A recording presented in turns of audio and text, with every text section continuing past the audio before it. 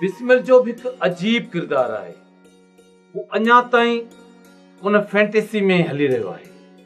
हाँ बिल्कुल, हिन जी सॼी ज़िंदगी ईअं गुज़री आहे। मीर जो छा थो थिए? हिननि जो परे जो माइट आहे। जवानी में वॾो शौक़ीन मुड़ुसु हुयो, वॾे ठठ ठांगर वारो हुयो, वॾो ज़मींदार हुयो, ठठ ठांगर हुअसि। वाकई? हाँ बिल्कुलु, हिन वटि भला घोड़ा बि हुया ऐं हिन तर में सभिनी खां पहिरीं जीप हिन वटि हुई। पोइ ही फ़नकारनि जी दुनिया में काहे पियो। हिन लाइ इहो बि मशहूरु आहे त ही महबूबा उन्हनि खे नोटनि ते चांहि काढ़े पियारींदो हुयो।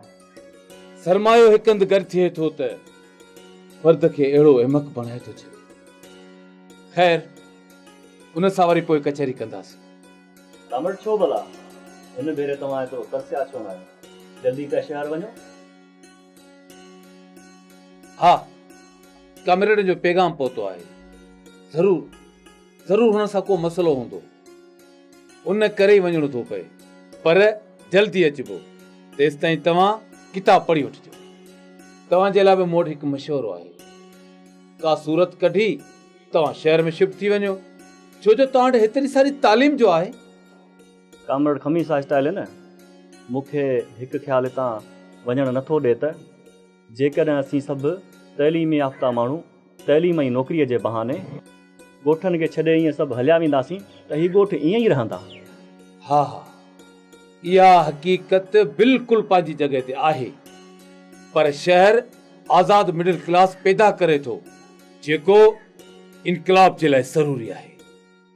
या त सभई ॻोठ तइलीम याफ़्ता थी शहरी सहूलियतुनि वारा थी वञनि, या असांजी शहरी तरफ़ मुंतक़िली थिए ऐं उते शहरी बणिजी असीं हिननि ॻोठनि जो इस्तेसाल बि करियूं।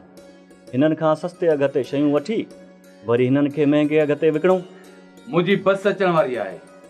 पाण इन मौज़ू ते वरी पोइ गुफ़्तगू कंदासीं। ऐं हा, मुंहिंजे इन मशवरे ते गौर ज़रूर कजो। ठीकु आहे? महिरबानी।